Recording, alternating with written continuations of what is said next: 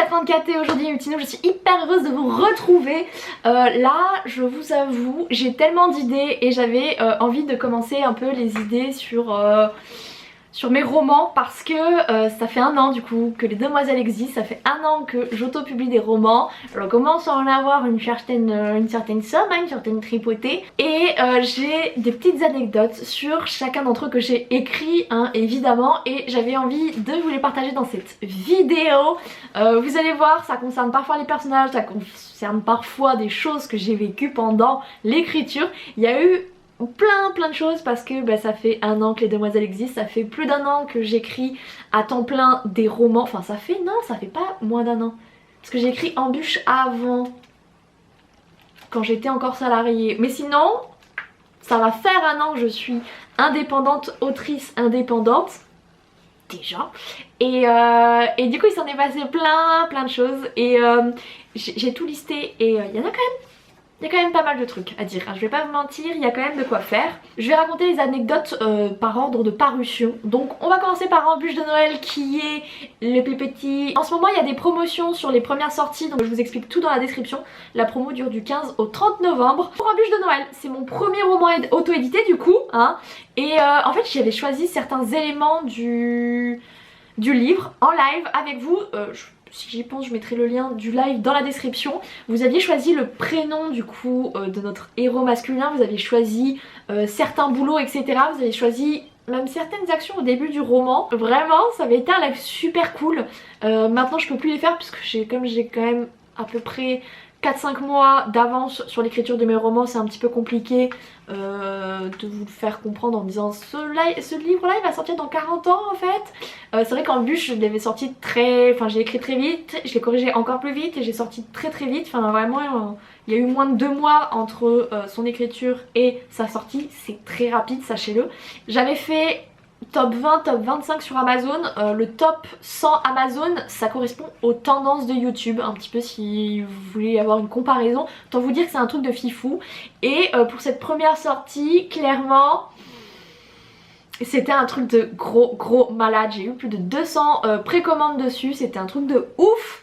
Vraiment j'ai passé les 2 jours le jour de la sortie et le lendemain à être sur un nuage, et j'avais dit à Jérém qui est mon meilleur ami, si j'arrive à faire 500 €, et pour moi c'était énorme 500 €, je fais si j'arrive à faire 500 € avec, je m'offrirai. À la base je voulais des toques et finalement je me suis rabattue sur cette paire-ci que je vais vous montrer. Et finalement c'est ces chaussures-ci que je me suis offert parce que 500 € c'est une somme énorme et je pensais pas les faire, donc je m'étais dit ouais si je fais plus de 500 € je m'achète ces chaussures, et puis comme ça tombe voilà, un romance de Noël c'est tombé en décembre, le temps que j'ai mes sous et tout, c'est vrai que ça a été un peu mon cadeau de Noël de mois à mois, de félicitations, de succès d'Embûche. J'avoue ces chaussures je me suis clairement fait kiffer quand je les ai achetées. On va passer à Illusion, je l'ai écrit en novembre et j'ai surtout écrit ce roman en pleine peine de cœur. Je n'arrivais à faire rien d'autre que de rester dans mon lit, de déprimer et d'écrire. C'est à peu près ce que j'ai fait. Si je faisais du sport, j'écrivais et je déprimais. C'est à peu près tout ce que j'ai fait sur la moitié du roman parce que j'étais dans le mal le plus profond, voilà, tout simplement. Si vous ne le savez pas, Illusion c'est basé sur Selena qui a 18 ans et qui est schizophrène. J'ai eu dans ma famille une personne schizophrène, et au cours de ce roman je me suis rendu compte que j'étais quand même entourée par pas mal de personnes qui avaient des maladies psy. Alors ça va de la dépression au borderline, à la bipolarité, et j'ai quand même aussi pas mal de personnes qui ont fait autour de moi, voire même moi, des burn-out, voilà, qui est quand même une pathologie assez sévère qui peut garder beaucoup de formes par la suite. Enfin, et l'anecdote un peu la plus drôle, il fallait que je revienne sur des trucs un peu sympas, il y a un personnage dedans qui s'appelle Lola. Lola, je l'ai basé sur l'image que j'avais l'impression de donner sur YouTube. Lola elle est vraiment, elle est un peu particulière, et il faut savoir que Anna a détesté Lola, mais vraiment quand elle lit toujours mes romans en avant-première forcément pour me donner ses avis, et elle m'a dit je la déteste, et là je lui ai dit ah c'est un peu basé sur moi, enfin sur l'image que je renvoie de moi sur YouTube.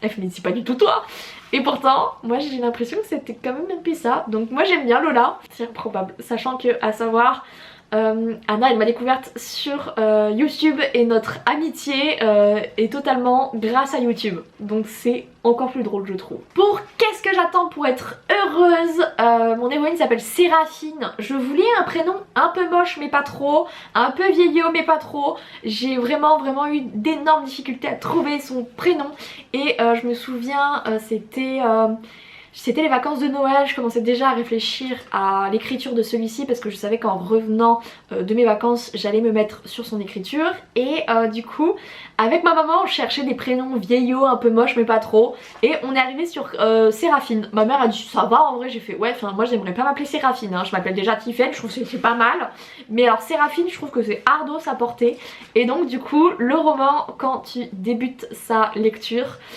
tu as un speech de Séraphine qui dit que son prénom pue la merde parce que ça me tenait un petit peu à cœur. Il y a pas mal de choses de personnelles que j'ai mis dans Qu'est-ce que j'attends pour être heureuse. Qu'est-ce que j'attends pour être heureuse, c'est un feel good, c'est un roman qui est plein de bons sentiments et quand on débute le roman il arrive que des merdes à Séra. Vraiment elle les enchaîne la pauvre et elle a notamment un rapport assez compliqué avec la nourriture, elle a pas un rapport sain du tout avec la bouffe. Et ça a été basé sur mon expérience.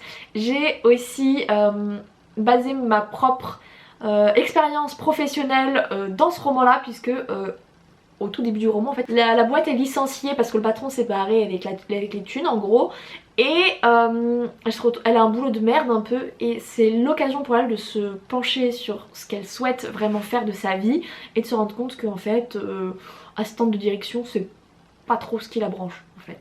Et ça a été vraiment basé sur ma propre expérience quand j'ai été moi-même assistante de direction, un peu secrétaire, un peu femme à tout faire de la boîte et que je me suis dit je ne veux pas faire ça toute ma vie, encore moins sachant que je suis pas payée tous les mois. Et donc voilà, Séraphine c'était un petit clin d'œil par rapport à ça aussi. On va maintenant passer à Playing Boss. La saga Playing c'est une saga de romance érotique, c'est-à-dire qu'il y a un petit peu de sexe, hein, il y a un petit peu de huc dedans et à la base j'avais écrit Playing pour Rocambole. Rocambole c'est une espèce d'application Netflix du livre. Finalement ils avaient apprécié beaucoup ma plume mais ils n'hésitaient pas à ce moment là de l'érotisme. Ça m'a arrangé puisque au fur et à mesure je me suis rendu compte que la manière dont cette société était gérée par les personnes dirigeantes ne me plaisait pas du tout et que le format série était beaucoup trop court pour ce que je voulais tout ce que je voulais décrire en fait et parler dans Playing et au final je suis très contente de ne pas avoir été sélectionnée parce que Dakota et Camden, voilà, je voulais tellement parler sur eux que je pouvais pas faire un format de 30 000 mots. 30 000 mots c'est à peu près en bûche de Noël et j'avais beaucoup trop de choses à dire pour ce format là. La saga Playing ça se passe à San Francisco et j'ai un peu cherché quand même la ville que je voulais parce que je ne voulais pas ni New York ni Los Angeles qui je trouve sont les villes qu'on entend et qu'on voit le plus dans les romans notamment parce que c'est des villes qui font un peu brancher et un peu jeunes. Moi j'ai choisi San Francisco parce que je trouve que c'était une ville qu'on n'entendait pas forcément parler, que c'est une ville extrêmement ouverte également, très jeune, très dynamique et que je trouvais que l'ambiance allait parfaitement pour cette ville là. Et enfin, le prénom de Dakota m'est tout de suite venu en tête. Je n'ai pratiquement pas trop cherché pour le trouver. J'ai tout de suite adopté. Et je suis tombée vraiment amoureuse de ce prénom là. Vraiment je le surkiffe. Playing Girl, c'est donc le tome 2 de Playing Boss. À la base ça devait être une duologie donc en 2 tomes. Donc ceci, Playing Girl devait être le dernier tome, hein. C'est pour ça qu'il y a Boss et Girl. Homme-femme, voilà, comme ça on avait les 2 protagonistes et finalement au fur et à mesure que je l'écrivais je me suis très vite rendu compte que non, on ne partirait pas sur une duologie parce que c'était beaucoup trop court, j'avais trop de choses encore à dire donc je suis partie sur une trilogie donc en 3 tomes et donc j'ai dit à Anna on va avoir un petit souci, c'est qu'en fait j'ai un tome en plus, où est-ce qu'on le met en fait? Et c'est comme ça que du coup Playing Boss et Quarterback vs Nerd ils sont sortis en même temps en août parce que en fait Playing Boss à la base il était pas voulu, voilà. Désolée Playing Boss. Mais du coup dans le tome 2 on a surtout la relation de Dakota avec son ex qui est pervers narcissique qui s'appelle Scott et certaines phrases que prononce Scott c'est des choses que j'ai entendu puisque j'ai moi-même été dans une relation avec ce type de personne là. Et donc il y a des phrases que Scott prononce, c'est des phrases que j'ai entendues de la part de l'être qui était censé m'aimer de tout son cœur. Et donc c'est vraiment des choses que j'ai, certaines choses que j'ai vécues entre Scott et Dakota. C'est clairement du personnel, hein. C'est clairement, cette saga a été très cathartique pour moi parce que vraiment j'en ai chié ma race dans une de mes relations amoureuses et d'en parler ça m'a fait beaucoup de bien. Et il faut savoir aussi que c'était aussi un moyen de tirer la sonnette d'alarme en me disant que s'il y avait des lectrices qui étaient dans des relations où elles avaient des doutes, où il y avait quelque chose qui leur disait non c'est pas normal que ça se passe comme ça, que ce bouquin là puisse potentiellement les aider en fait à vraiment se dire que c'est pas normal et qu'elles ne méritent pas de subir ce type de phrase là, parce que ce n'est pas normal. Si quelqu'un vous aime, il n'est pas censé vous démonter la gueule moralement en vous disant des phrases affreuses. Et enfin c'est dans le tome 2 je crois, Enes elle lit mes livres et à un moment elle m'envoie un message en me disant qu'il y a un échange de brosses à dents entre les deux protagonistes. Et elle me dit, Nénès dont un membre de sa famille est dentiste, Nénès qui me sort, non mais on ne fait pas ça. Surtout on ne prend pas les brosses à dents des autres. Elle fait c'est dégueulasse, c'est le pire endroit possible. Elle fait je te jure ne fais pas ça. J'étais là genre ouais mais bon enfin ils ont couché ensemble et tout. Elle fait non même c'est dégueulasse ne fais pas ça. J'étais là genre d'accord Inès. Et ça m'a fait beaucoup rire du coup. On va passer donc à Playing Us qui est le 3e tome qui n'était pas prévu. Dit comme ça c'est trop triste, j'ai l'impression que c'est mon fils et que je lui sors en pleine poire. Je ne te voulais pas. Mais je t'aime si fort quand même. Pour ce 3e tome je voulais pas une fin classique de romance érotique. Je ne citerai pas mais par exemple typiquement les 50 nuances degrés, voilà, avec le mariage, le bébé etc. Je voulais pas une fin comme ça. Et je trouve que la fin de Playing est vraiment super cool. Voilà, j'en dirai pas plus parce que je veux pas vous spoil, mais je trouve que c'est pas mal. Je me suis rendu compte en fait au cours de ce 3e tome qu'il y avait des personnages dont j'avais vraiment très envie de raconter leur histoire d'amour, et c'est pour ça qu'il y a la saga Broken Boss qui va sortir en 2021. Le 1er tome est déjà disponible en précommande, il sortira en mai. Voilà, vous avez le temps hein, clairement. Je sais, je vous parle de plein de bouquins qui sortent dans 1 an, 6 mois et autres, mais bah l'écriture c'est s'y prendre très à l'avance, donc forcément bah moi c'est un peu ce que je vis en ce moment. Donc désolée, il va sortir encore dans longtemps, mais je pense que vous allez adorer les protagonistes de Broken. Vraiment, je vais m'éclater. Et Broken, j'ai déjà prévu la trilogie, je ne vais pas me faire avoir. Et enfin j'ai écrit ce 3e tome en confinement, donc je devais partir en Thaïlande. Et en fait c'est quand j'ai écrit Qu'est-ce que j'attends pour être heureuse, Playing Boss, Playing Girl. En janvier-février je les ai écrits en fait, j'ai écrit 3 romans en 2 mois, ce qui est excessivement énorme. Et en fait bah du coup comme Playing Us est arrivé un peu comme un cheveu sous la soupe, je me suis dit bah c'est pas grave, je l'écrirai après la Thaïlande. Et finalement confinement oblige, je n'ai pas pu partir en Thaïlande, donc je l'ai écrit en confinement et ça a été compliqué parce que quand j'ai terminé Playing, c'est comme quand je termine des sagas que je lis et que j'ai tellement aimé que du coup je suis un peu en dépression, tu vois, je fais le deuil de quitter des personnages que j'adore, des univers que j'adore, et en tant qu'autrice je fais aussi le deuil de mes propres personnages parce que j'ai tellement aimé les écrire et partager du temps avec eux que les laisser ça me fait mal au cœur. Vraiment ça a été compliqué, j'ai passé 3-4 jours où j'étais déprimée, j'avais envie de rien et tout. Je vais vous parler de Rosie's House. Rosie's House c'est mon roman d'horreur, c'était mon roman laboratoire un petit peu. C'est un style que j'ai jamais écrit, l'horreur, et j'avais envie de me challenger. Et je suis super heureuse parce que j'ai eu d'excellents retours, donc je me suis dit genre le test laboratoire a bien fonctionné. Et en fait Nénès m'avait donné des conseils en me disant de faire des fiches personnages et des fiches de lieux, et c'est ce que j'ai fait pour Rosie's. Du coup j'ai beaucoup travaillé en amont du bouquin pour qu'il soit le plus parfait possible, et j'ai même construit le manoir, donc le manoir hanté qui est Rosie's. Je l'ai d'abord fait dans les Sims avant même d'écrire le bouquin parce que je voulais vérifier que c'était à peu près possible de faire toutes les pièces que j'avais en tête et autres, et donc je l'ai d'abord construit dans les Sims. J'ai tout de suite eu l'idée, quand j'ai su que j'allais faire un roman d'horreur et que j'allais vraiment m'y plonger dedans, ça a été tout de suite que j'ai su que je voulais une maison hantée, parce que c'est vraiment les séries et les films d'horreur que je préfère, donc je voulais forcément une maison hantée. Et je voulais au-delà de la maison hantée, je voulais vraiment une histoire familiale autour de la maison. Je voulais vraiment pas une maison hantée où ce sont des personnes lambda qui rentrent dedans, qui investissent les lieux. Je voulais vraiment que ce soit un héritage familial. Et c'est aussi pour cette raison que je crois que j'ai autant adoré écrire Roses, c'est que j'ai dû écrire l'histoire de pratiquement tous les membres qui ont vécu à Roses, et croyez-moi il y en a pas mal.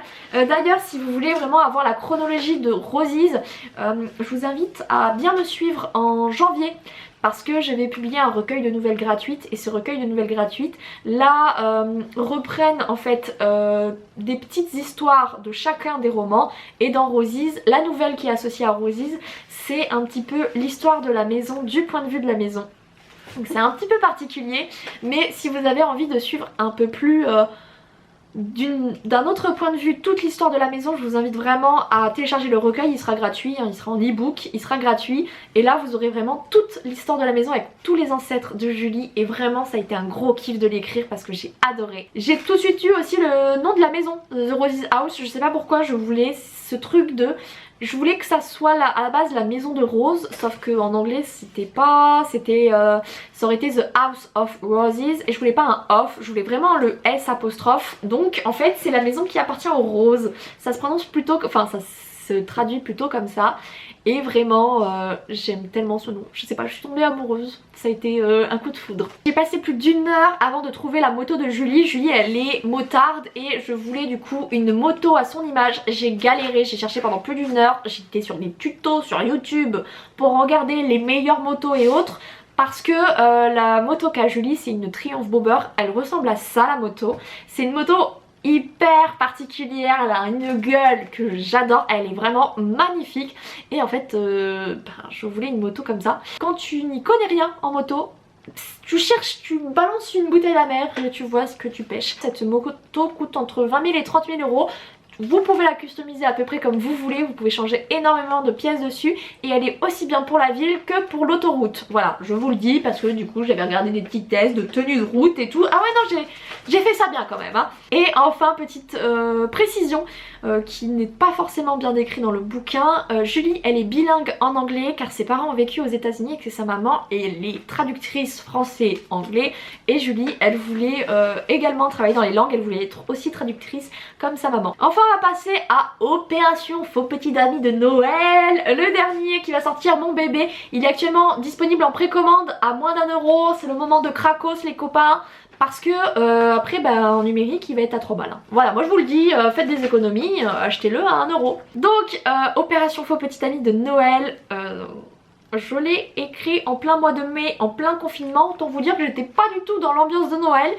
Et j'ai dû m'y mettre pour ce roman. Ma foi, vous me direz ce que vous en pensez, mais je trouve qu'il était très noëlesque. Mais moi il commençait à faire beau, je ne pouvais pas sortir et j'étais en train de parler de neige. C'est très particulier hein, à écrire. Hein. Je l'ai écrit en une semaine, donc je l'ai commencé lundi et je l'ai fini dimanche. J'avais vlogué toute ma semaine, sauf qu'entre temps j'ai perdu mon MacBook Pro, paix à ton âme, petit être de lumière, et en fait j'ai perdu tous les rushs du coup. A savoir que dans le roman il parle tout le temps de sablé à la cannelle parce que c'est une recette ancestrale, sauf qu'il faut savoir que je suis pas une énorme fan de cannelle. Donc du coup j'ai clairement mis des gâteaux que moi je ne trouve pas d'intérêt à ces gâteaux, tu vois. Mais dans le bouquin vous allez en entendre parler en long, en large et en travers. Si vous kiffez la cannelle, à la fin du bouquin vous aurez envie d'en bouffer, c'est obligatoire. J'ai décidé que Nathan, du coup qui est un peu le personnage masculin de l'histoire, serait comptable parce que je voulais un métier qui sonnait chiant, et parce que c'était l'époque où du coup j'étais à mi-temps à travailler dans un cabinet comptable et où je me faisais chier comme un rat mort, et donc je me suis dit que c'était le métier parfait pour Nathan. Parce que comptable c'est vraiment pas un métier que je comprends. Voilà, désolée mais la comptabilité c'est vraiment pas ma came. Et enfin Opération Faux Petit Ami de Noël, je voulais que ce soit aussi une critique de notre société et de la pression qu'on met aux femmes à devoir être en couple, puisque Elise l'héroïne elle a plus de 30 ans, elle est indépendante, elle vit sa meilleure vie, sauf qu'elle est seule et que sa famille lui met une pression d'enfer.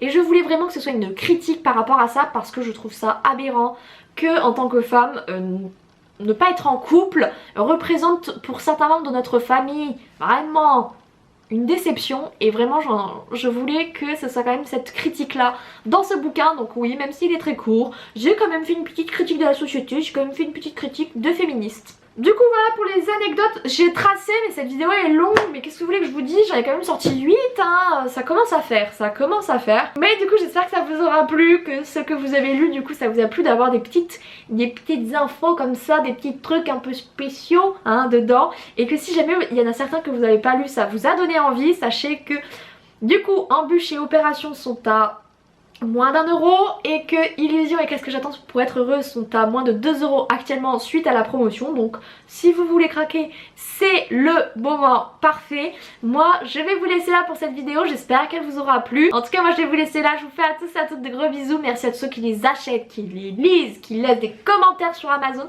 Merci de m'aider à vivre de mon rêve. Moi je vais vous laisser là, je vous fais à tous et à toutes de gros bisous. Je vous aime tous très fort. Ciao ciao.